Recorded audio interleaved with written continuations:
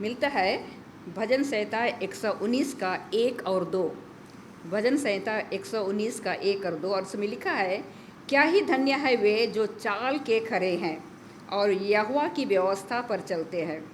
क्या ही धन्य है वे जो उसकी चेतावनियों को मानते हैं और पूर्ण मन से उसके पास आते हैं। परमेश्वर इस वचन पर आशीष दे।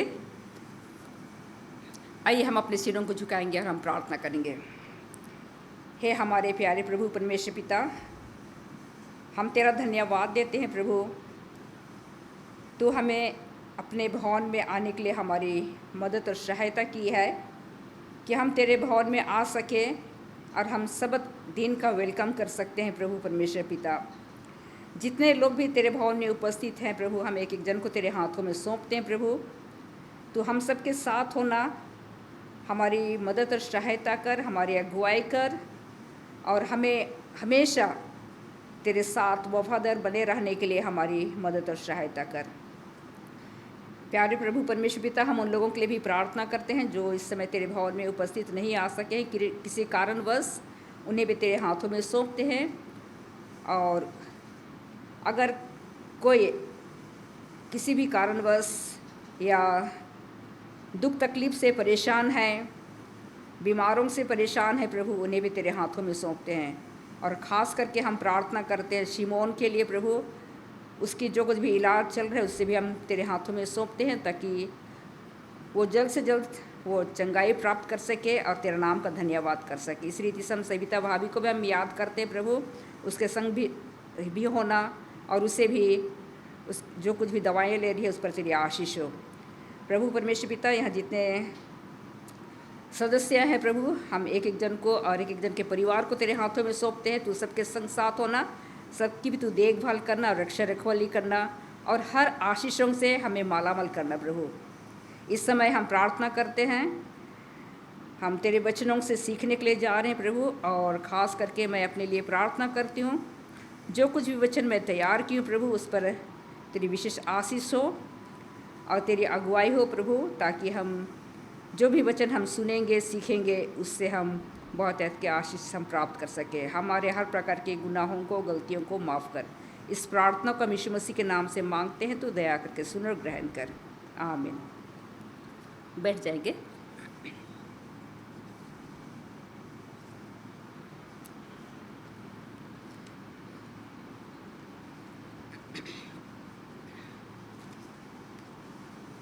मैं ज़्यादा लंबा आप लोगों को नहीं रखूँगी, ज़्यादा लंबा समय।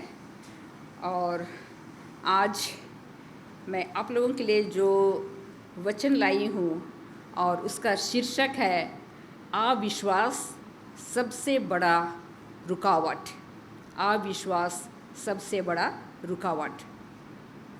और हम देखते हैं यहाँ पर आज हम इज़राइलियों के बारे में हम देखेंगे, थोड़ा हम सीखेंगे कि परमेश्वर इज़राइलियों को मूसा के द्वारा मिस्र देश से बाहर निकालता है और उनको उनके साथ ये प्रतिज्ञा करता है कि इस मिस्र देश जहाँ तुम गुलामी में हो और वहाँ से निकाल करके परमेश्वर उनको उस प्रतिज्ञा किए हुए देश यानी कनान देश में क्या करें, पहुँचाएं।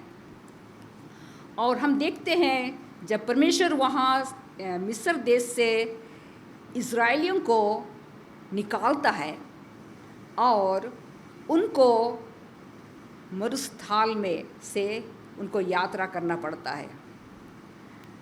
और फिर हम देखते हैं, इन कहानियों को मैं नहीं दोहराऊंगी क्योंकि पूरे रास्ते में परमेश्वर, जैसा हम जानते हैं कि परमेश्वर उनको जल्दी कनान देश पहुंचा सकता था, लेकिन उनकी जो ढिठाई थी और ख़ास करके जो मिस्र देश में रहा करके उन मिस्रियों की तरह वो काफ़ी साल, करीबन 430 साल वहाँ मिस्र देश में रहे और उनके साथ मिलजुल गए थे।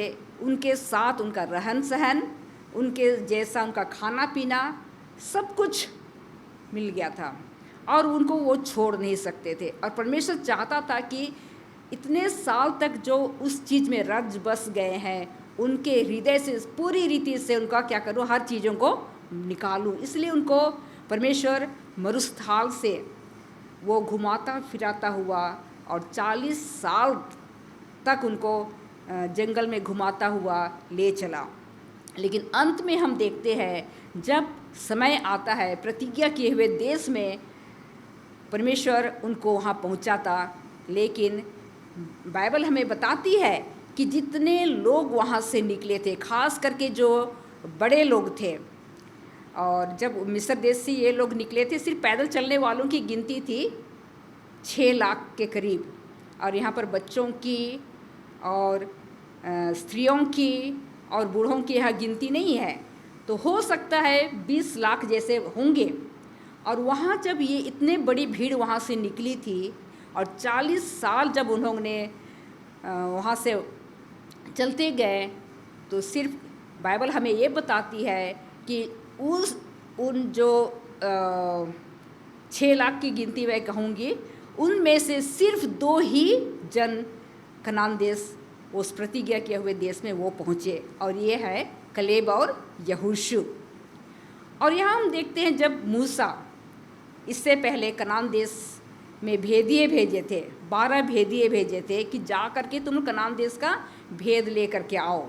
और जब 12 लोग वहाँ गए, मतलब ये है कि ये अलग अलग गोत्र के, एक एक गोत्र के एक जन, तो 12 गोत्र में से एक एक जन करके वो 12 गोत्र में से वहाँ गए। और जब वहाँ गए, वहाँ से जब वापस आए, तो हम जानते हैं कि किस रीति से वो सचमुच में, जैसा परमेश्वर उनको बताया था कि ये वहाँ पर दूध और मधु की धाराएं बहती है और बहुत ही उपजाऊ ज़मीन है, और वहाँ बहुत बड़े बड़े गुच्छे वो अंगूर का ले आते हैं और अनार ले आते हैं, और इस रीति से हम देखते हैं वहाँ से वो ले आते हैं।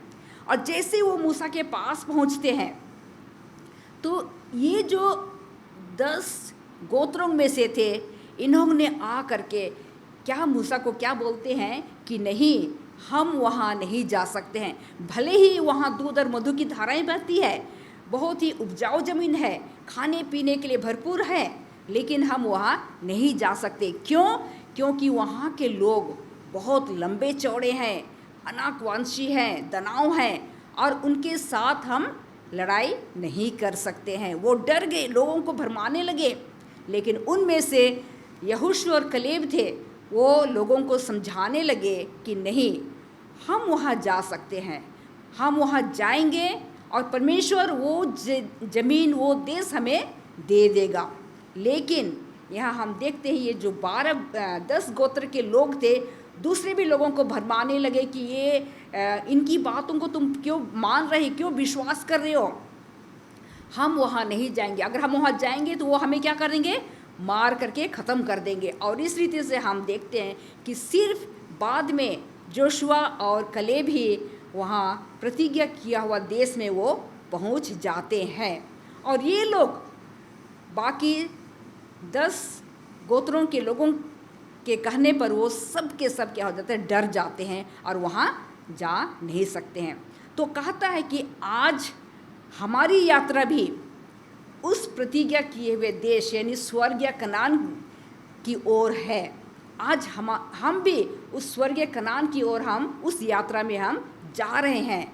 और बोलता है कि हम उसी अविश्वास की समस्या को देखते हैं जब उनकी अविश्वास थी, और वही अविश्वास हमारे बीच में भी है। और हम भी क्या हो जाते हैं, डर जाते हैं या घबरा जाते हैं। हमारे बीच में भी अनाकवंशी या दानव आ जाते हैं और हम डर जाते हैं। और ये अनाकवंशी और दानव क्या है, रविवार नियम या संडे वर्शिप। यहाँ कहता है कि रविवार नियम को लागू कर रहे हैं। जब हम डर जाते हैं तो हम क्या कर रहे हैं, परमेश्वर की उस आज्ञा को छोड़ करके हम रविवार पालन करते हैं। और यहाँ कहता है कि और उसके चलते क्या होती है कि हमारी नौकरियाँ दांव पर लग जाता है। आज हम देखते हैं बहुत सारे लोग, बहुतों से मैं सुनी हूँ कि मिशन में जो काम करते हैं और हमें तनख्वाह बहुत ही कम मिलती है और इससे हमारा गुजारा कैसा चलेगा।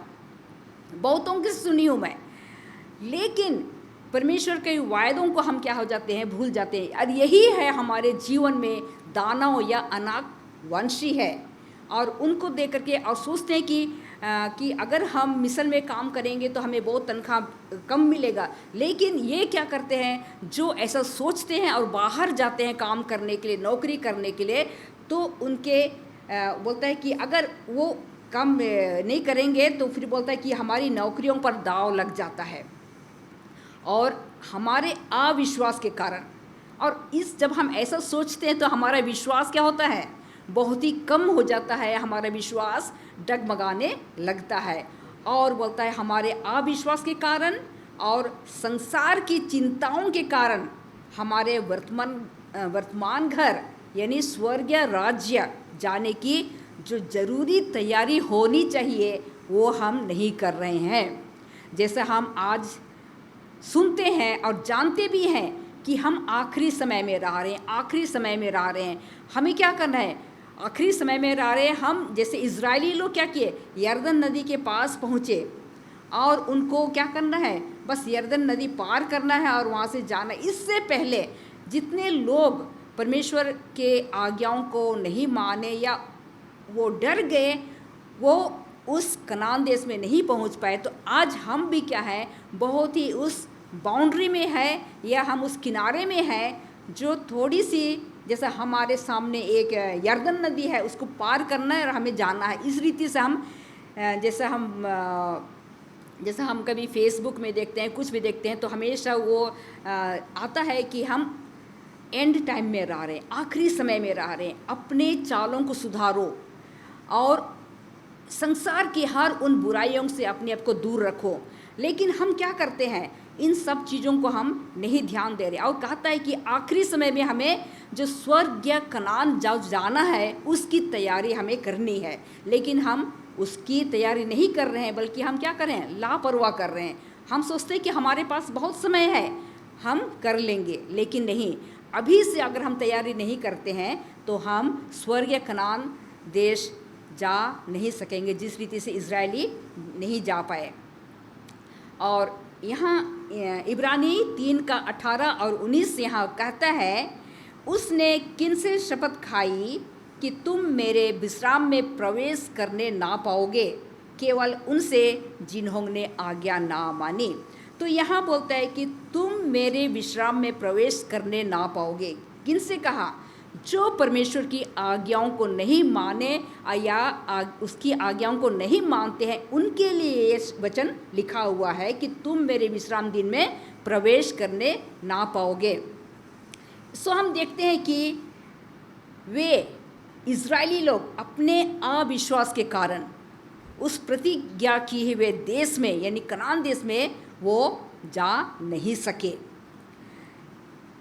इब्रानी 11 का 6 कहता है, और विश्वास बिना उससे प्रसन्न करना अनहोना है, क्योंकि परमेश्वर के पास आने वाले को विश्वास करना चाहिए कि वो है और अपने खोजने वाले को प्रतिफल देता है।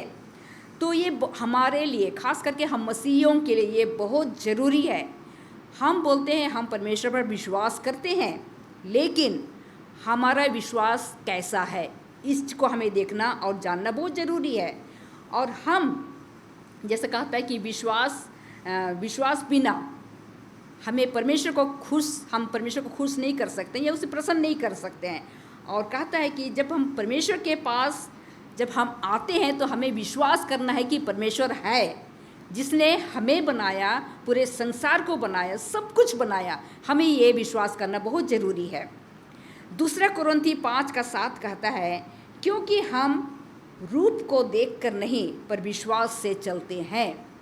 तो हमें क्या करना है, सिर्फ और सिर्फ विश्वास करते हुए परमेश्वर की ओर हमें अपना कदम को बढ़ाते जाना है।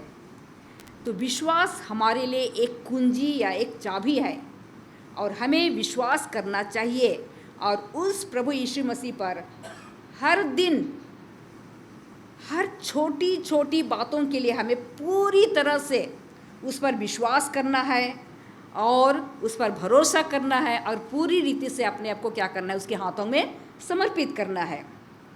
एलेन वाइट कहती है, अगर इज़राइलियों ने पर्याप्त विश्वास और भरोसा रखा होता, अगर परमेश्वर पर पूरा विश्वास रखता, संपूर्ण मन से वो अगर विश्वास करते या वो संपूर्ण मन से उस पर भरोसा करते, तो कहता है हफ्ते भर में ही परमेश्वर उन्हें प्रतिज्ञा किए हुए देश में पहुंचाता।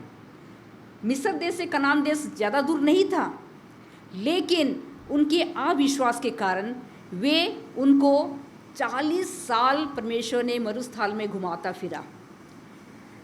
और कहता है उनके विश्वास की कमी के कारण और उन्हें वर्षों तक भटकना पड़ा और सिर्फ 2 ही व्यक्ति यानी कलेब और जोशुआ ही उस प्रतिज्ञा किए हुए देश में वो पहुंच पाए। अनाकांक्षियों का सामना करते समय उन्होंने अपना महान विश्वास का परिचय दिया। परमेश्वर कहा था तुम लोग जाओ, मैं तुम लोगों के साथ हूँ, मैं तुम लोगों के लिए लड़ूंगा, लेकिन वो परमेश्वर पर क्या नहीं किए, भरोसा नहीं किए। वो अपने में देखने लगे हम उनसे लड़ाई नहीं कर सकते, हम उनसे हार जाएंगे, हम उनके सामने छोटे छोटे टीडियों की तरह, चींटियों की तरह लगते हैं, वो हमें क्या कर देंगे, मिनट में वो कुचल डालेंगे, हमें रौंद डालेंगे।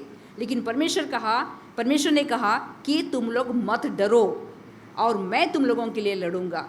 जैसा हम देखते हैं दाऊद और गोलियत के बारे में हम देखते हैं, दाऊद एक छोटा सा लड़का था और गोलियत कितना बड़ा था, लेकिन उसके पास जाने के लिए वो कभी नहीं डरा, क्योंकि वो परमेश्वर पर भरोसा करता था और वो बहुत ही निडरता के साथ वो गोलियत का सामना करने के लिए उसके पास गया और पूरा विश्वास था कि आज मैं गोलियत को मार डालूंगा, क्योंकि वो परमेश्वर पर विश्वास और भरोसा करता था और उसी विश्वास के साथ वो आगे बढ़ा, वो डरा नहीं और वो जा करके परमेश्वर उसके साथ था और उसने गोलियत को मार गिराया। तो इसी रीति से इजरायली लोग भी अगर वो कनान देश जाने से नहीं डरते तो परमेश्वर सभी लोगों को वो कनान देश यानी प्रतिज्ञा किया हुआ देश में पहुंचाता। और फिर बोलता है ऐसी ही बातें संसार में होने वाली हैं जो उस समय हो गई, अब भी होने वाली है। संसार के लिए परिवीक्षा का समय अब समाप्त हो रहा है। हम कभी ना सोचें कि हमारे पास बहुत समय है। हम 10 कुंवारियों के बारे में हम जानते हैं, ये 5 बुद्धिमान कुंवारियाँ और 5 मूर्ख कुंवारियाँ थी। 5 बुद्धिमान कुंवारियाँ हर पल, हर मिनट, हर सेकंड वो तैयार थी कि प्रभु कभी भी आ सकता है, वो दुल्हा कभी भी आ सकता है, वो हमेशा वो तैयार रही। और जो 5 पूर्व कुंवारियाँ थी वो सोचने लगी कि अभी हमारे पास समय है, समय आएगा तो हम क्या कर लेंगे, हम जाएंगे। लेकिन हम अच्छी तरह से जानते हैं कि अचानक दुल्हा का आने का समय हुआ और जो 5 मूर्ख कुंवारियाँ था वो अंदर प्रवेश नहीं कर पाए। तो यही चीज़ आज हमारे लिए भी होगा। और कहता है कि ये जब इस समय सिर्फ थोड़े ही लोग परमेश्वर की ओर मुड़ेंगे। जैसा हम नूह के समय में हम देखते हैं कितनी बड़ी भीड़ थी और नूह उनके सामने 120 साल तक उनको प्रचार किया, चेतावनियाँ दिया कि मन फिराओ, परमेश्वर इस संसार को पानी से नाश करने वाला है। लेकिन उन्होंने उनका विश्वास नहीं किया और सिर्फ 8 प्राणी ही उस जहाज में बचे। यहाँ हम देखते हैं कि राहब का नाम बड़े विश्वास के नायकों की सूची में आता है। क्योंकि उसने परमेश्वर के उन भेदियों को क्या किया था, अपने घर में छुपाया था, उनको सुरक्षा दिया था। एलिया नबी के बारे में हम देखते हैं कि वो ऐसा समय में एलिया नबी आया जब बहुत ही गहरे स्तर पर धर्म त्याग हो चुका था। हम जानते हैं कि किस रीति से, और उस समय जब एलिया आया और वो क्या किया, जब देखा कि जो अहाब राजा था वो उसके चलते और उसकी पत्नी के चलते, इजेबेल के चलते, तो वहाँ पर देखते हैं कि आता है और उसने क्या कर दिया, बारिश को बंद करा दिया था। और फिर यहाँ देखते हैं एलिया क्या करता है, अकेले ही राजा अहाब के विरोध में लड़ा और उसने सभी बाल देवताओं के पुजारियों को क्या कर दिया, उसने नाश कर दिया।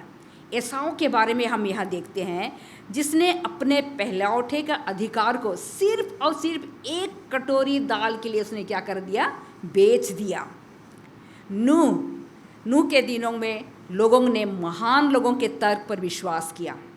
जब उनको नूह की चेतावनी पर विश्वास करना चाहिए था, पर उन्होंने नूह की चेतावनी पर विश्वास नहीं किया और उन लोगों पर विश्वास किया कि ये क्या हो गया, नूह पागल हो गया है, तुम लोगों को क्या कर रहा है, झूठ बोल रहा है या तुम लोगों को बहका रहा है या पागल हो गया है, बारिश नहीं होती। और उन पर विश्वास किए और इससे क्या हो गया, वो सब के सब क्या हो गए, नाश हो गए। एलन वाइट कहती है, परमेश्वर के लोग अंत तक सहन नहीं कर पाएंगे। अगर विश्वास की कमी होगी तो अंत तक सहन नहीं कर पाएंगे, जब तक कि कलीसिया में बेदारी और सुधार नहीं आती। आज परमेश्वर को अंगीकार करने वाले लोग संसार से मिलजुल जाते हैं। आज देखते हैं कि लोग क्या हो रहे, भले ही वो मसीही हैं, चाहे हम कहते हैं हम एडवेंटिस्ट लोग हैं, लेकिन आज हम भी क्या करते हैं, उन संसारिक लोगों के साथ हम मिलजुल जाते हैं। उनकी सी हमारा रहन सहन, खाना पीना, उठना बैठना, बोली वचन सब कुछ हो जाता है। जिस रीति से इजरायली वो मिस्र देश में रह करके उनकी तरह, मिस्रियों की तरह हो गए थे, आज हमारा भी हालत वैसे ही है और उन्हीं के समान जीवन जीते हैं और वर्जित किए गए भोग विलास में उनका साथ देते हैं।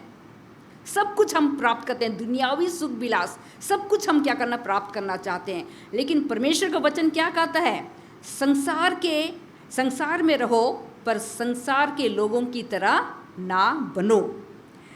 तो हमें प्रभु के हर उन चेतावनियों को ध्यान देना है और हमें उस समय के लिए, उस न्याय के समय के लिए अपने आप को तैयार करना है। जबकि अभी समय है, अभी हमारा जो दया का दरवाज़ा बंद होने से पहले हमें क्या करना है, अपने आप को तैयारी करना चाहिए।